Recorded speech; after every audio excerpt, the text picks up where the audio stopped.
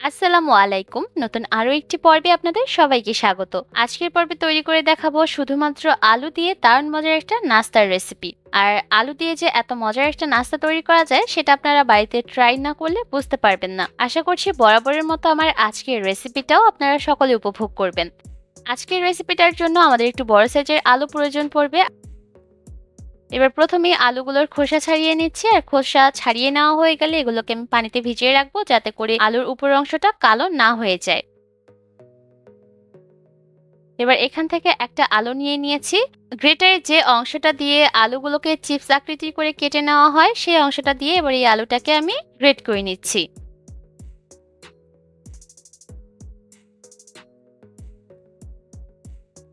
Are great করে নেওয়ার পর দেখতেই পাচ্ছেন আলুগুলো কিন্তু অনেকটা পাতলা হয়ে গ্রেট করে নেওয়া হয়ে গেছে। আপনারা চাইলে কিন্তু ছুরি অথবা বটি ব্যবহার করেও এই আলুগুলোকে পাতলা পাতলা টুকরা করে কেটে নিতে পারেন। এবার আমাদের প্রথম কাজ হচ্ছে আলুগুলোকে পানি দিয়ে খুব ভালোভাবে পরিষ্কার করে নেওয়া। এতে করে আলুতে লেগে থাকে স্টার্চ খুব ভালোভাবে পরিষ্কার করা হয়ে যাবে। আর আলুগুলি দিয়ে যখন আমরা নাস্তা তৈরি করব তখন এটা অনেক বেশি ক্রিস্পি হবে। ২-৩ বার পানি দিয়ে ভালোভাবে পরিষ্কার করে নেওয়ার পর আলুগুলোকে আমি ৫ মিনিটের মতো ভিজিয়ে রাখবো। ৫ মিনিট পর আলুগুলোকে খুব ভালোভাবে পানি ঝরিয়ে নিয়ে একটা বক্সের মধ্যে নিয়ে নিচ্ছি। এর মধ্যে দিয়ে দিলাম ১.৫ টেবিল চামচ কর্নফ্লাওয়ার। এবার বক্সের ঢাকনাটাকে লাগিয়ে দিয়ে খুব ভালোভাবে কিছুক্ষণ ঝাঁকিয়ে নিচ্ছি।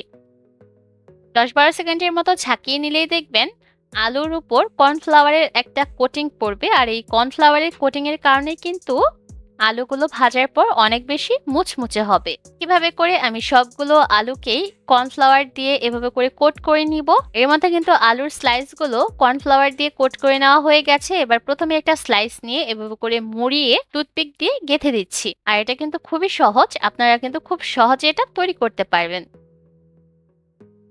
একইভাবে করে আমি সবগুলো আলুর স্লাইসই টুথপিক দিয়ে গেঁথে নিব আর এগুলোকে ভাজতে চলে যাব। ভাজার জন্য চুলায় পর্যাপ্ত পরিমাণ তেল মিডিয়াম হাই হিটে গরম করে নিয়েছি। এই পর্যায়ে কিন্তু তেলটা ঠান্ডা হলে চলবে না, তাহলে কিন্তু আলুগুলো তেল দেওয়ার সাথে সাথে কর্নফ্লাওয়ারের কোটিংটা খুলে যাবে। তাই চুলার আঁচ মিডিয়াম হিটে রেখে তেলটাকে ভালোভাবে গরম করে তারপর আলুগুলোকে তেলে ছাড়তে হবে। আর শুরু থেকে শেষ পর্যন্ত চুলার আঁচ মিডিয়াম হিটে রেখে আলুগুলোকে ভেজে নিতে হবে। আর একটু সময় নিয়ে এই আলুগুলোকে ভাজবেন, তাহলে দেখবেন আলুগুলো ভাজার পর নাস্তাগুলো অনেক বেশি মুচমুচে হবে। যেহেতু আলুগুলোকে কর্নফ্লাওয়ার দিয়ে কোট করেছি তাই আলুগুলোর কিন্তু তেমন একটা লালচে রং হবে না। একটু সাদাতে থাকা অবস্থাতেই আলুগুলোকে চুলা থেকে নামাতে হবে।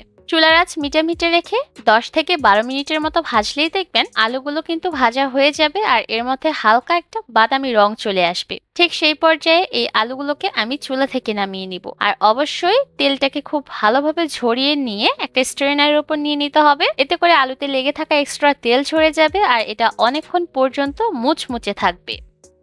এরই মধ্যে কিন্তু আলুগুলো ঠান্ডা হয়ে গেছে। এবার আমরা যে টুথপিক দিয়ে আলুগুলোকে গেঁথে দিয়েছিলাম সেই টুথপিকগুলোকে একটা একটা করে খুলে নিতে হবে আলুর থেকে। আর একটা আলু হাতের মধ্যে নিয়ে একটু জোরে টান দিলেই দেখবেন টুথপিকটা বের হয়ে যাচ্ছে। একইভাবে করে আমি সবগুলো আলুর থেকে টুথপিকগুলো খুলে নিব। আর সবগুলো আলুর থেকে টুথপিক খুলে নেওয়া হয়ে গেলে আমি এগুলোকে একটা বক্সের মধ্যে নিয়ে নিলাম। আর এর মধ্যে সামান্য একটু লবণ দিয়ে দিলাম আর সেই সাথে ১ চিমচির মতো দিয়ে দিলাম টেস্টিং সল্ট। এবার এই দুইটা দিয়ে দেওয়া হয়ে গেলে বক্সের ঢাকনাটাকে লাগিয়ে দিয়ে ভালোভাবে ঝাঁকিয়ে নিচ্ছি। এতে করে লবণ টেস্টিং সল্ট দুইটাই খুব ভালোভাবে এই আলুর গায়ে লেগে যাবে আর এটা খেতে বেশি ভালো লাগবে। অল্প সময়ে আলুর তৈরি এই নাস্তাটা আপনারা চাইলে তৈরি করে বাচ্চাদের টিফিনে দিতে পারেন, আবার চাইলে টি টাইম স্ন্যাক্স হিসেবে রাখতে পারেন। ভিন্নধর্মী এই আলুর নাস্তাটা কেমন লাগলো অবশ্যই কমেন্টের মাধ্যমে জানাবেন। আজকের মতো এখানে বিদায় নিব। সবাই অনেক ভালো থাকবেন। আল্লাহ হাফেজ।